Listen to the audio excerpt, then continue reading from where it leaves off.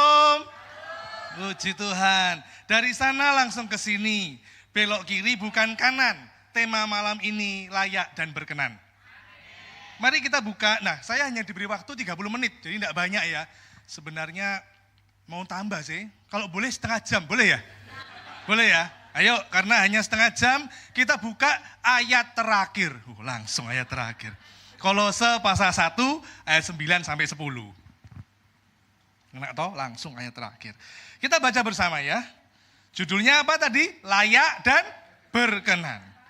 Mari kita baca bersama. 1, 2, 3. Sebab itu sejak waktu kami mendengarnya, kami tiada berhenti-henti berdoa untuk kamu. Kami meminta supaya kamu menerima segala hikmat dan pengertian yang benar, untuk mengetahui kehendak Tuhan dengan sempurna, sehingga hidupmu layak di hadapannya, serta berkenan kepadanya dalam segala hal. Dan kamu memberi buah dalam segala pekerjaan yang baik, dan bertumbuh dalam pengetahuan yang benar tentang Allah. Dari dua ayat ini, kita tahu bahwa pentingnya hidup layak dan berkenan. Kalau layak, setiap kita layak kok. Waktu kita dulu sebagai manusia yang berdosa, manusia yang rusak, anak-anak duniawi. Tapi begitu kita percaya kepada Yesus, kita dilayakkan, diampuni, ditebus, dikuduskan. Sehingga setiap kita malam ini sudahlah layak. Tapi apakah kita berkenan? Kata-kata berkenan di dalam terjemahan lain itu dikatakan menyenangkan. Cocok dengan bahasa Inggrisnya pleasing. Artinya menyenangkan. Berkenan itu menyenangkan. Kalimat menyenangkan itu bukan kalimat pasif, tapi aktif. Seperti kita tahu waktu kita belajar bahasa Indonesia, disapu sama menyapu kan beda. Ya kan? Kalau menyapu berarti ada sebuah gerakan. Sama halnya dengan menyenangkan, ada sebuah tindakan aktif. Coba multimedia bantu saya, ayat 10 tadi ditampilkan, bahwa ayat layak dan berkenan, maka ada bagian yang harus kita kerjakan. Kita mau menyenangkan Tuhan, semua layak. Tapi untuk berkenan, belum tentu semuanya berkenan. Nah, ayat 10 itu tidak bisa berdiri sendiri, pasti ada ayat 9-nya. Ayat 10 adalah akibat dari ayat 9. Oke, coba dibaca ayat 10. Oke, tidak usah dibaca ya, saya bacakan. Sehingga hidupmu layak di hadapannya serta berkenan kepadanya dalam segala hal. Lalu action berikutnya adalah dan kamu memberi buah dalam segala pekerjaan yang baik. Nanti kalau saudara baca bawahnya itu adalah action berikutnya. Tapi ada akibatnya, ada sebabnya. Sebabnya apa? Sebabnya ini yang membuat kita jadi layak dan berkenan. Nah, saya akan menyampaikan yaitu dari sebabnya. Penyebabnya apa? Supaya kita layak dan berkenan. Yaitu di ayat yang ke-9. Nah, Bapak Ibu, kita perlu tahu bahwa jemaat Kolose ini jemaat yang luar biasa. Ya, jemaat yang sangat luar biasa. Kenapa? Karena jemaat yang aktif mengasihi Tuhan. Wah, kasihnya pada Tuhan luar biasa. Itu sudah tampak di ayat 1, ayat 2. Tapi sayangnya mereka hanya bermodalkan kasih. Tidak bermodalkan pengajaran.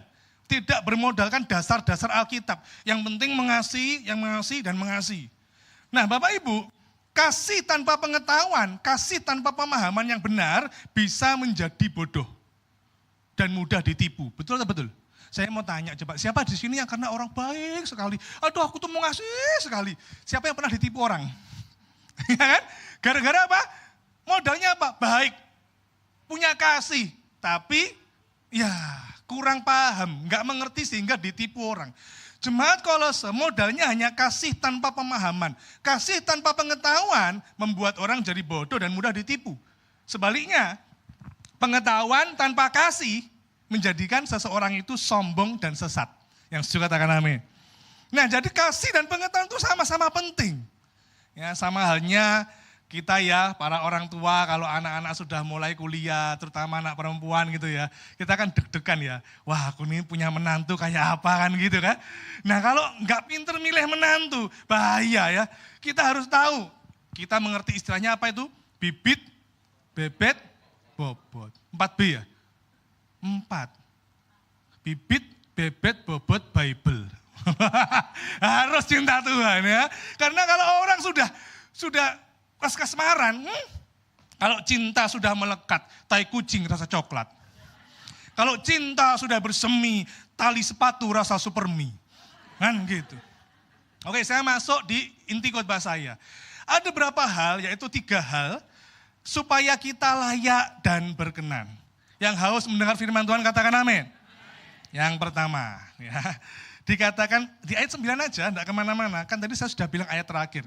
Ayat 9, dikatakan sebab itu sejak waktu kami mendengarnya, kami tiada berhenti-henti berdoa untuk kamu. Yang pertama, supaya kita layak dan berkenan, jangan berhenti berdoa. Berdoa itu dari dalam bahasa Yunani-nya presekome. Presekome itu artinya pertama, kita punya hak istimewa. Katakan istimewa, 1, 2, 3. Mendekat pada Tuhan. Siapa di sini yang pernah mendekati Gubernur Jawa Timur? Enggak sembarangan. Tapi dengan doa, mendekat pada pencipta langit dan bumi, itu istimewa. Kita diberi jalur namanya berdoa. Yang kedua, arti berdoa dari bahasa Yunani-nya tadi adalah sebagai tindakan pengabdian. Sebagai tindakan pengabdian. Dan yang ketiga, pengakuan bahwa dengan doa kita mengaku kita tidak mampu. Kita butuh sesuatu, kita butuh pertolongan Tuhan. Kita tidak mampu, makanya kita perlu berdoa. Saya mau tanya, saudara bisa jawab.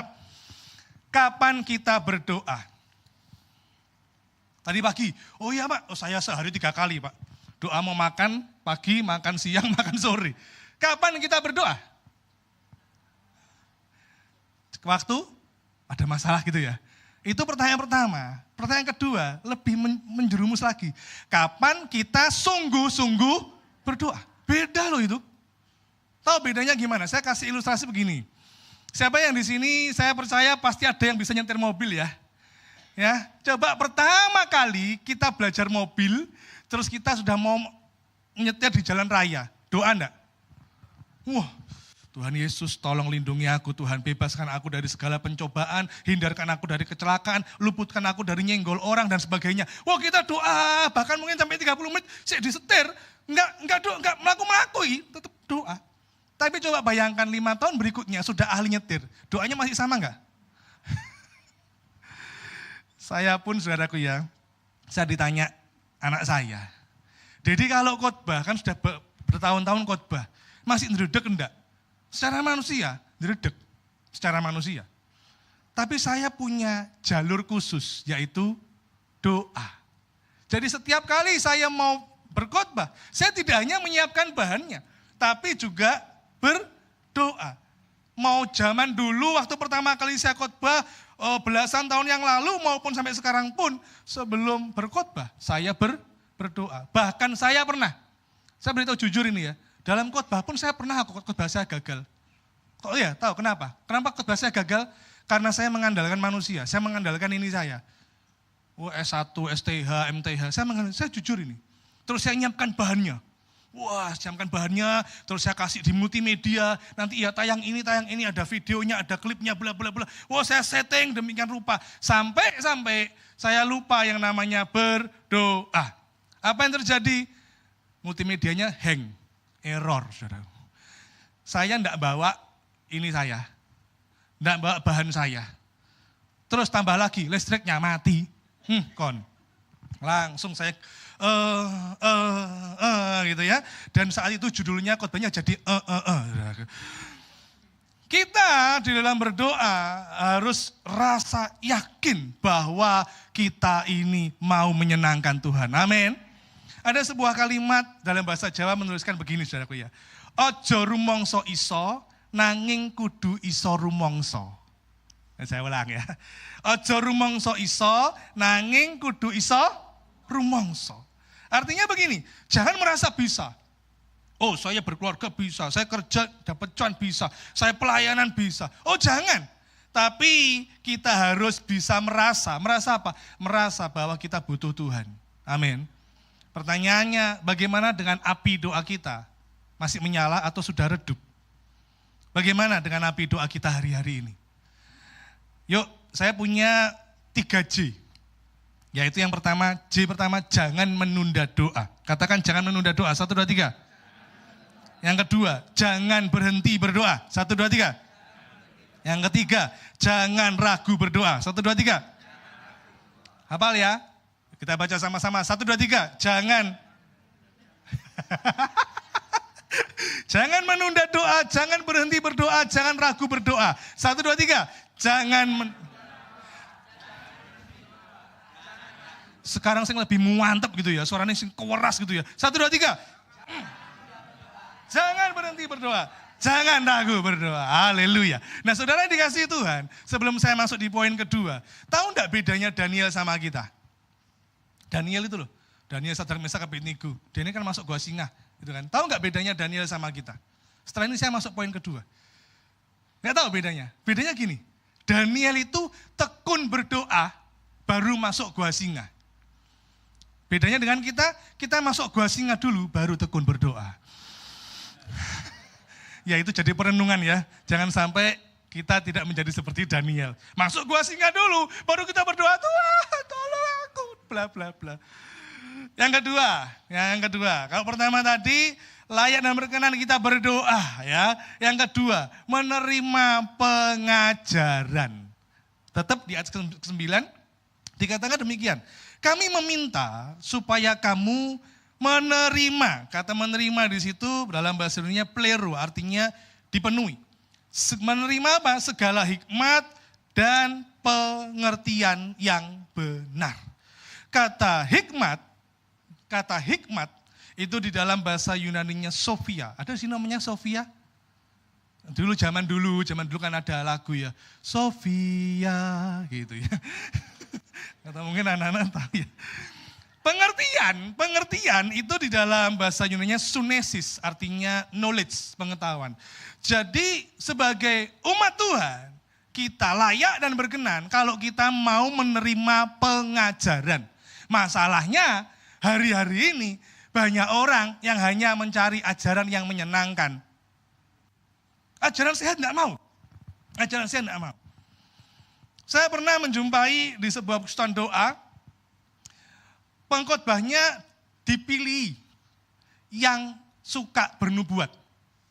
Nah, ya, kalau enggak gitu dipilih. Bahkan ada begini, ini serius ada, saya mendapat selebarannya. Nanti tanggal sekian, pengkhotbahnya titik-titik dalam kurung nubuat. Loh gitu. Minggu depannya, pengkhotbahnya titik-titik dalam kurung lucu. Nanti begitu lagi minggu berikutnya, pokoknya hanya 2 tipe kategori aja. Kalau enggak nubuat ya lucu. Nggak ada itu pengajaran menegur dosa. Oh, nggak usah diundang. Ojo diundang ya. Gak senang jemaat. Tapi jangan khawatir. Keluarga Allah Blessing saya ngikuti di TikTok semuanya rata, seimbang. Harusnya begitu. Yang suka tangan amin. Kenapa? Saya menjumpai persekutuan doa yang seperti ini. Apa yang terjadi? Jemaatnya ngeroh kabeh. Loh yang ngeroh kabeh loh. Bayangkan loh. Ya apa sampai mau kerja aja. Wah ini harus naik mobil yang mana ini? Lu yuk naik aja toh. Kok bingung? Kok ya toh? Sampai milih mobil yang mana? Yuk naik aja. Bahkan saya pernah menjumpai ya, seorang ibu, seorang tante menegur seseorang pakai kaos jemaat di dalam gereja. Kaosnya itu gambarnya reok. Tahu ya reok ya? Reok itu terkenal sate apa? Ponorogo. Ditegur loh saudaraku. Ngeroh banget loh. Itu bajumu harus dibakar. Itu ada rohnya. Wih. Orang ini ngomong ke saya tahu, dia mau gini, kok tante itu bilang bajuku harus dibakar ya karena ada rohnya. Loh kan usahaku memang percetakan. Jadi memang dia ini punya percetakan baju, punya mesinnya, punya ahli desainnya, dan memang gambarnya macam-macam saudaraku ya. Ada gambar rohani, gambar reok, gambar, pokoknya macam-macam lah, bintang film Korea, dan macam-macam lah pokoknya. Masa bajuku dibakar ya? Saya kenal orang ini setia kepada Tuhan. Tapi kenapa? Tante itu terlalu ngeroh. Dasarnya enggak kuat. Bahkan belum tentu loh orang yang pakai baju seperti itu terus sesat, belum tentu. Banyak sekali orang yang mobilnya stikernya rohani padahal don't follow me, follow Jesus. Wih, dipotong sama tukang becak itu ya. Set, cit. Buka kaca itu kebun binatang semua keluar gitu kan. Dari komodo, dinosaurus, pithecanthropus erectus, semut semua keluar sudah. Padahal belakangnya apa? Don't follow me, follow Jesus. Belum tentu juga orang pakai anting-anting salib, kalung salib, terus rohani. Belum tentu. Bisa jadi setiap malam di diskotik, dudak, duk. Bisa jadi, betul tak betul? Pertanyaannya, yang dibakar sing mana? Hah? Yang dibakar yang mana terus? Jangan terlalu ngeroh, harus seimbang. Karena itu perlu menerima pengajaran yang benar. Bahkan mungkin kalau itu telinganya sakit, ditegur dengan dosa, terima, aku mau bertobat, yang suka katakan amin. Di dalam New King James Version, dikatakan kalau tadi ada wisdom, ada knowledge, New King James Version mengatakan spiritual understanding. Artinya pemahaman rohani yang benar. Bersyukur ya, saya kenal Pastor Yosua itu S2 teologi ya, sedang menempuh ya. STH, terus juga ada S2 juga ya. Beban kita ini, tanggung jawab kita agak berat ini. Hari-hari gini banyak penyesat-penyesat. Sepertinya rohani, tapi sesat. Sepertinya gerejanya besar, tapi dalamnya penuh dengan penyakit. Hati-hati. Inilah tantangan di akhir zaman ini. Saudara tahu bahwa kulit durian bisa dimasak, tahu enggak? Sekarang kan musim durian. Loh iya, saudara kalau makan durian, kulitnya jangan dibuang. Dikeringkan dulu, 3 hari, pokoknya yang panas, mantang-mantang itu ya. Keringkan dulu. Dikeringkan, masukkan, direbus, kasih garam, terserah, kasih garam, kasih apa bumbu-bumbu apa, pokoknya penyedap-penyedap. Rebus, kalau perlu di presto. Di presto, loh sungguhan ini, saya enggak bohong. Presto sudah. Udah, setelah itu panas toh, taruh di meja makan. Suguno. Loh iya, nanti kalau ada orang mau makan, gak usah dimakan, buang tempat sampah. Saya tadi bilang begitu. Kulit durian bisa dimasak, bukan dimakan. Lah kan benar. Lah banyak orang hanya tahu. Saya enggak bohong toh. Betul kan? Bisa dimasak tapi bukan dimakan. Bisa. Bisa ya? Bisa. Makanya, ayo kita memiliki pemahaman yang benar. Mau khotbahnya kayak apapun, pokoknya jangan sesat gitu aja. Udah, yang penting itu. Sehingga kenapa? Di dalam gereja itu perlu pemahaman Alkitab yang benar. Itu sebagai dasarnya, tonggaknya, tiang gereja. Wah, aku enggak mau dengar soal keselamatan. Wah, aku enggak mau dengar soal surga dan neraka. Oh, aku enggak mau dengar soal baptisan. Oh, aku enggak mau dengar tentang penginjilan. Itu bukan tugasku, itu tugasnya Pak Gembala, tugasnya hamba Tuhan. Penginjilan, enggak deh. Gua yang jemaat-jemaat biasa. Oh enggak, kita harus memahami, mengerti. Untuk berkenan, menyenangkan Tuhan, kita harus dibekali dengan pemahaman rohani. Amin. Para orang tua, kira-kira mau anaknya sekolah atau enggak usah sekolah? Sekolah. Kenapa? Padahal kita keluar uang loh. Kita sama tua cari uang loh untuk sekolah. Kenapa? Supaya anaknya pintar, memahami. Dengan kata lain, enggak gampang diplokoto. Maksudnya enggak gampang ditipu orang. Jemaat, keluarga Allah Blessing. Jangan mudah ditipu orang ya. Dengan, katanya bungkusnya rohani. Tapi hikmatnya duniawi. Jemaat Kolose itu mengalami masalah itu. Mereka hanya modal kasih. Ada pengajaran baru yang sesat, yang tidak benar, tidak sesuai dengan ajarannya Paulus. Mereka terima. Tidak apa-apa, yang penting mengasihi. Percaya, tidak apa-apa, yang penting mengasihi. Diterima ajaran-ajaran baru itu. Nah, Paulus menegur mereka, kamu harus memiliki pengertian, wisdom, knowledge, spiritual understanding, pemahaman rohani yang benar, supaya tidak tersesatkan. Dengan demikian kita berkenan di hadapan Tuhan. Amin. Nah, saudara, untuk memahami pemahaman yang benar, ini juga saya pernah mendapati sebuah cerita bagaimana untuk mendapat berkat Tuhan. Tidak apa-apa khotbah soal berkat, tidak masalah ya. Nah, saudaraku, untuk mendapatkan berkat Tuhan, kita harus mengerti bahwa kita tidak mengejar berkat, kita mengejar sumber berkat. Amin. Suatu saat ada sebuah keluarga yang sangat kaya raya. Hidupnya hanya untuk kerja. Keluarga ini ada di daerah pecinan. Gitu ya. Nah, karena begitu kaya raya, dia ini hartanya tidak habis dalam 10 generasi kalau dihitung-hitung. Tapi ternyata pada generasi ke-6, ludes, hartanya mulai habis. Nah, ceritanya begini, dari awal keluarga ini memiliki marga namanya Cuan.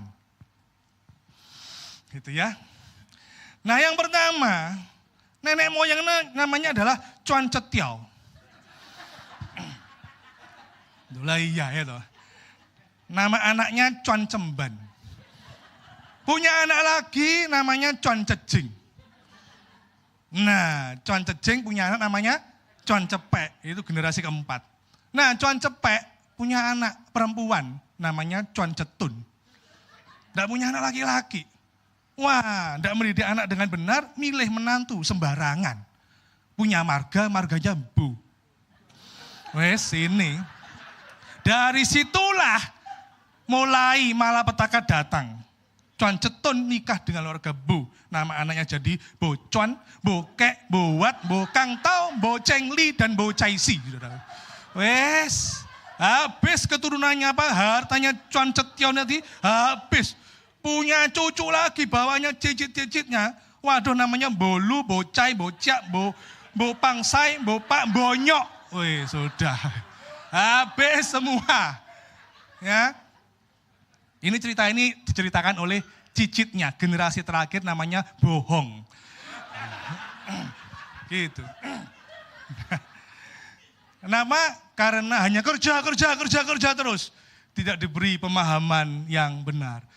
Kegiatan aktif pelayanan boleh, tapi jangan pelayanan terus. Gereja terus. Aktif terus. Tapi harus dengan pemahaman yang benar supaya tidak terjadi malapetaka. Ya, ada di sini dari Margabu. Ya, kita masuk di ayat poin terakhir. Ya, jadi layak dan berkenan. Pertama apa? Suka apa?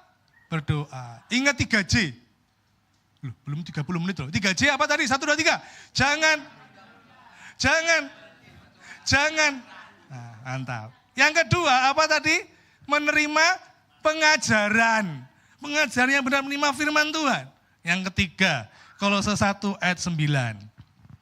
Yaitu mengetahui kehendak Tuhan. Di ayat 9 dikatakan mengetahui kehendak Tuhan dengan sempurna. Ingatkah kita, saudaraku, dengan tawaran iblis kepada Hawa? Apa yang iblis tawarkan kepada Hawa? Bukan soal buahnya. Bukan. Tapi soal apa? Keingintahuan. Dosa itu terjadi karena keingintahuan. Hati-hati yang punya anak remaja. Keingintahuan kepada dunia remaja. Ngeri loh sekarang.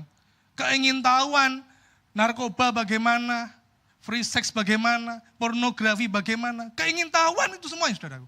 Keingintahuan. Nah, saudaraku, iblis menawarkan kepada Hawa keingintahuan. Keingintahuan tentang apa? Keingintahuan tentang Allah.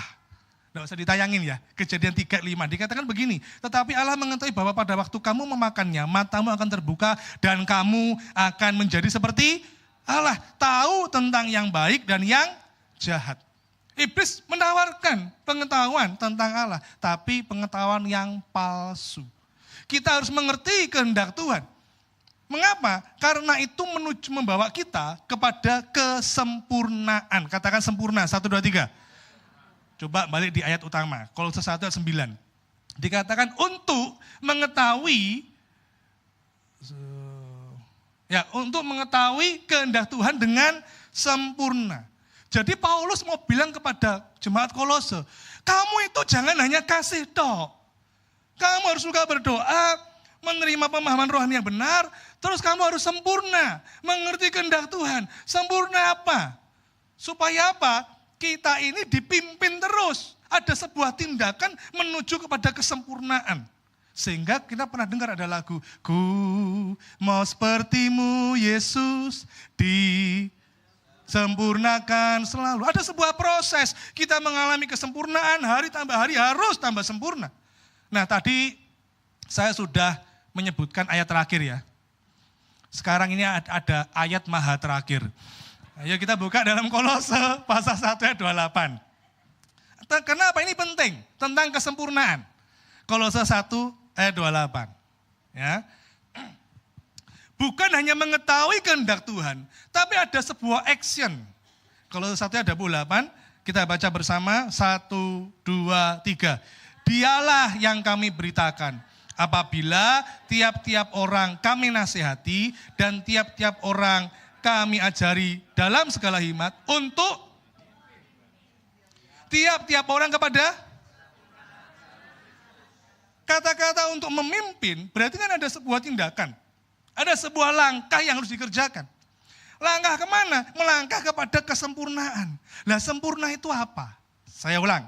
Tidak cukup hanya yang mengetahui kehendak Tuhan. Tapi harus menuju, memimpin kepada kesempurnaan. Sempurna itu apa? Kan enggak ada di sini, Pak, ada yang bilang nobody's perfect.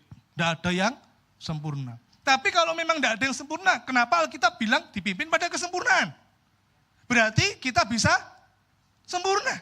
Saya enggak mengatakan sempurna, tubuhnya sempurna, enggak pernah sakit, enggak pernah sorong, enggak ya. Bukan, tapi sempurna secara rohani, sempurna di dalam pengenalan mengetahui kehendak Tuhan. Apa itu sempurna? Dalam bahasa Yunaninya teleios. Teleios itu dewasa, matang. Fisik bisa dilihat, oh ini sudah dewasa, oh ini masih anak-anak. Ya, buah bisa dilihat, oh ini belum matang ini, oh ini sudah matang. Pertanyaannya, rohani seseorang bisa dilihat dewasa dari mana? Rohani seseorang bisa dilihat sempurna dari mana? Yang pertama, saudaraku, dari frekuensinya dia ngobrol dengan Tuhan. Kalau dia sering frekuensinya ngobrol dengan Tuhan, dipastikan dia menuju kepada kesempurnaan. Dulu anak saya waktu kecil sukanya main, namanya anak-anak gitu ya. Tapi begitu dia sudah remaja, beranjak dewasa, dia mulai bukan lagi bermain, tapi mulai ngobrol dengan papa mamahnya. Dia ada masalah, dia datang ke papa mamahnya. Dia ada hal yang tidak diketahui.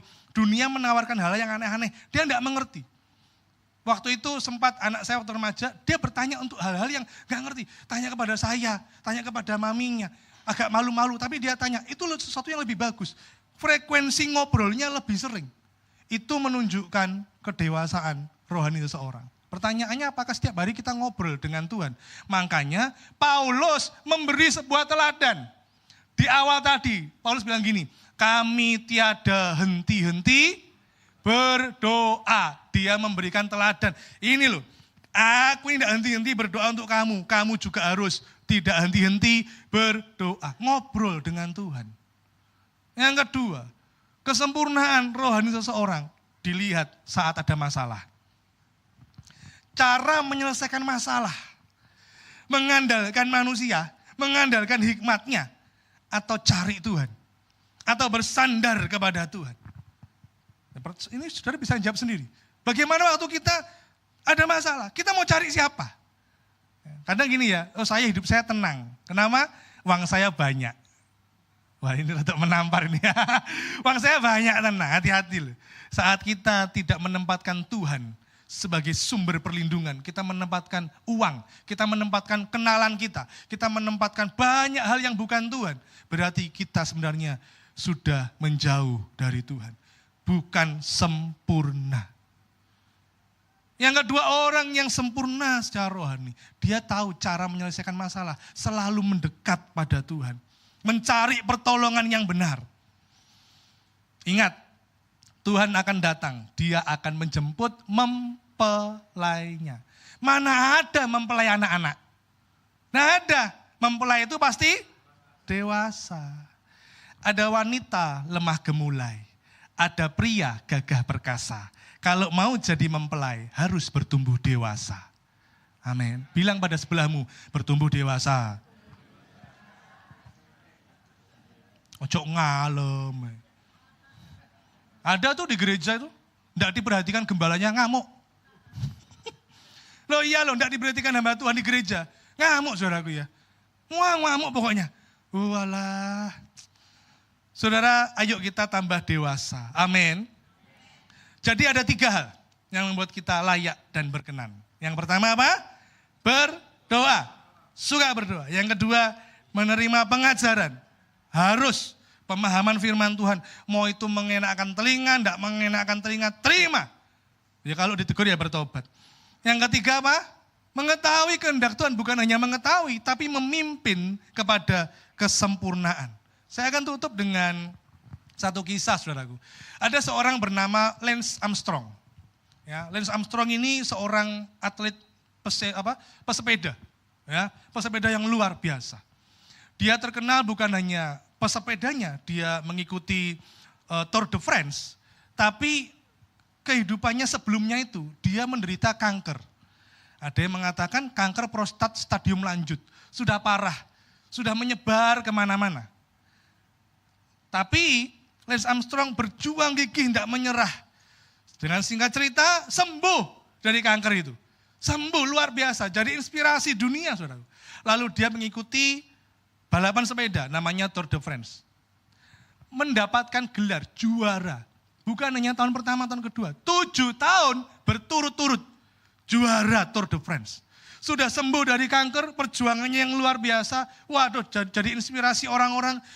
7 tahun berturut-turut, semuanya gelar itu direbut, jadi juara 1 Tour de France. Tapi apa yang terjadi? Dari seorang pahlawan akhirnya tumbang.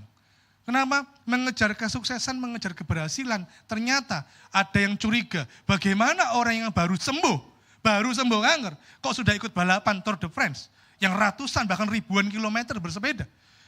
Maka ada yang mencurigainya, dan akhirnya terbukti dia memakai doping. Akhirnya semua gelar itu diambil lagi, dia menjadi seorang dari pahlawan, menjadi seorang pecundang. Dia dulu, apa ini istilahnya, jadi bintang iklan dan sebagainya, semuanya ditarik kembali, saudaraku. Dia menjadi dulu jadi inspirasi, sekarang menjadi bahan pembicaraan orang hal-hal yang tidak baik. Kenapa? Karena mengejar yang namanya kesuksesan, karena mengejar yang namanya keberhasilan. Tidak apa-apa pakai doping, sudah tidak ada orang lain tahu. Tapi akhirnya ketahuan juga. Sudah dikasih Tuhan, jangan mengejar apa yang fana, kejarlah apa yang menyenangkan hati Tuhan. Layak dan berkenan, layak dan menyenangkan hati Tuhan. Waktu kita suka berdoa, waktu kita menerima pemahaman rohani, pengajaran firman Tuhan. Dan yang ketiga, waktu kita mengetahui kehendak Tuhan, kita menuju kepada kesempurnaan untuk menyenangkan hati Tuhan. Amin.